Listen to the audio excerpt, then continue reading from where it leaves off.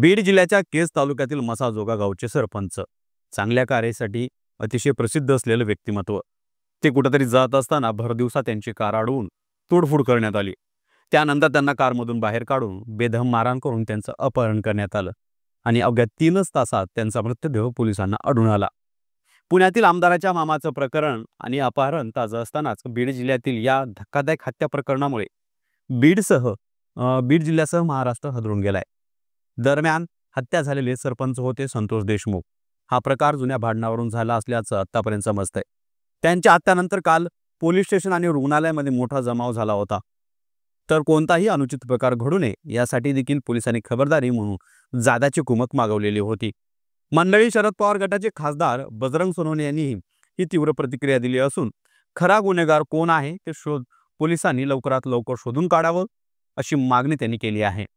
तर शिवसेनेचे जिल्हाध्यक्ष आहेत स्वप्नील गलदर यांनीही पवनचक्की कॉन्ट्रॅक्टरवर खुनाचा गुन्हा दाखल करा अशी मागणी केली आहे.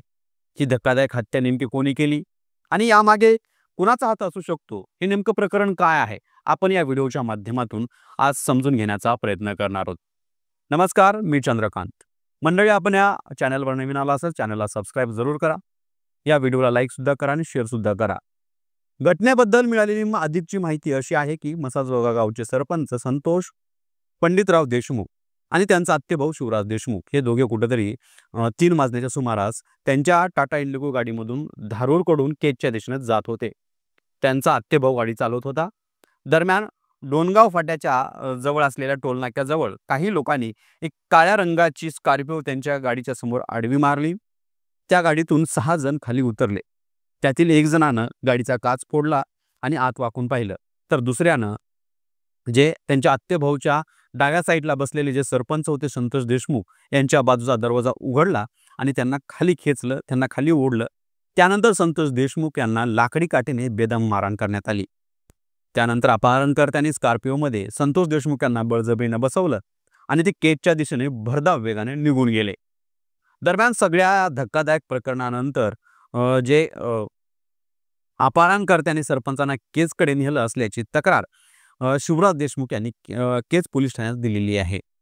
त्यांच्या तक्रारीवरून आत्तापर्यंत 6 अज्ञात व्यक्तीवर गुन्हा दाखल करण्यात आलाय आणि या प्रकरणाचं गांभीर्य लक्षात घेऊन पोलिसांनी 2 पथकं तात्काळ त्यांच्या देशमुख यांच्या शोधण्यासाठी रवाना केली होती.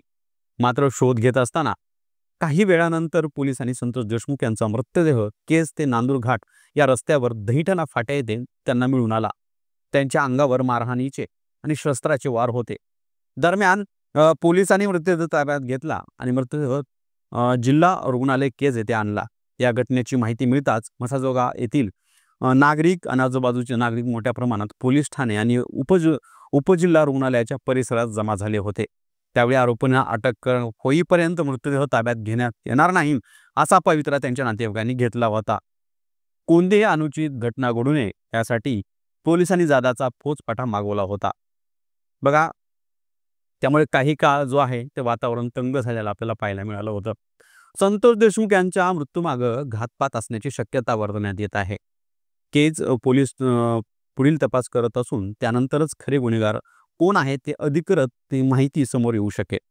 दरम्यान जुन्या भांडणाची कुरापत काढून हा प्रकार झाल्याचा आरोप मृत सरपंच संतोष देशमुख यांचे आत्तेभाऊ शिवराज देशमुख यांनी केलाय. याबद्दल अधिक सांगताना ते म्हणाले की सुदर्शन भोले आणि हे जे आहे ते 6 डिसेंबर रोजी मसाजोग येथे अवधा पवन ऊर्जा या पवनचक्की प्रकल्पाच्या अधिकारी आणि कर्मचाऱ्यांना मारहाण केली होती आणि या दरम्यान या प्रकल्पावर सुरक्षारक्षक म्हणून काम करत असलेले मसाजोगचे सरपंच संतोष देशमुख यांनी हस्तक्षेप केला होता. शिवाय मारहाण करणाऱ्यावर गुन्हा देखील दाखल करण्याची मागणी केली होती. त्यामुळे त्या मागील भांडणाच्या कारणावरून कदाचित ही हत्या झाली असावी असं त्यांचं म्हणणं आहे. मंडळी, संतोष देशमुख हे त्यांच्या अनेक चांगल्या कार्यामुळे तालुक्यात परिचित व्यक्तिमत्व आहे. त्यांच्या राजकीय कारकिर्दीबद्दल आपल्याला सांगायचं झाल्यास ते 2012 ते 2017 या कालावधीत उपसरपंच, तर 2017 ते 2022 मध्ये ते सरपंच आणि 2022 ते आत्तापर्यंत ते सरपंच म्हणून काम करत आहेत. त्यांच्या पाच्यात त्यांचे आई वडील, भाऊ, पत्नी, मुलगा आणि मुलगी असा परिवार आहे. या घटनेमुळे सध्या तालुक्यात सर्वत्र हळहळ व्यक्त केली जात आहे. तसेच पोलिसांनी या प्रकरणात तात्काळ आरोपींना अटक करावी, नेमकी घटना का घडली याचा शोध घ्यावा, अशी मागणी खासदार बजरंग सोनवणे यांनी केलेली आहे. या प्रकरणात आपण एसपींना अनेक वेळा फोन केला होता, परंतु त्यांनी फोन उचलला नसल्याचा आरोपही सोनवणे यांनी केलेला आहे. यामध्ये राजकीय व्यक्तीचा हात दिसून येत आहे. पोलिसांनी चौकशी करून तात्काळ आरोपीवर कारवाई करायला हवी, यासाठी हा मुद्दा मी उद्या संसदेत मांडणार असल्याचे देखील त्यांनी सांगितलंय. तर शिवसेनेचे जिल्हाध्यक्ष यांनी देखील पवन चक्की कॉन्ट्रॅक्टरवर खुनाचा गुन्हा दाखल करावा अशी मागणी केली आहे आणि लवकरात लवकर अटक करण्यात यावी आरोपींना, असंही ते म्हणाले. पुण्यातील भाजपा आमदार योगेश टिळेकर यांचे मामा सतीश वाघ यांचं अपहरण करून हत्या केल्याचं प्रकरण ताजं असतानाच बीडची ही घटना घडली. अपहरण करून खून करणारी टोळी राज्यात सक्रिय झाल्याची चिंता व्यक्त करण्यात येत आहे. काल दुपारी 3 वाजण्याच्या सुमारास सरपंच जे देशमुख यांना किडनॅप करण्यात आलं आणि 6 वाजता त्यांचा मृत्यू झाला. त्यामुळे घातपातचा प्रकार आहे का किंवा कोणी घडवला याचा तपास आता खोलात जाऊन केज पोलीस करतीलच. मंडळी, पोलिसांच्या तपासानंतर खरे गुन्हेगार समोर येतीलच. पण या धक्कादायक घटनेमुळे सध्या बीडसह महाराष्ट्र संपूर्ण हादरून गेलाय. याबद्दल तुमच्या प्रतिक्रिया आमच्या कमेंट बॉक्समध्ये नक्की सांगा. हा विषय जर तुम्हाला लक्षात आला असेल तर या व्हिडिओला लाईक करा, त्याचबरोबर शेअर सुद्धा करा आणि या आमच्या चॅनलला सबस्क्राईब करायला विसरू नका. धन्यवाद.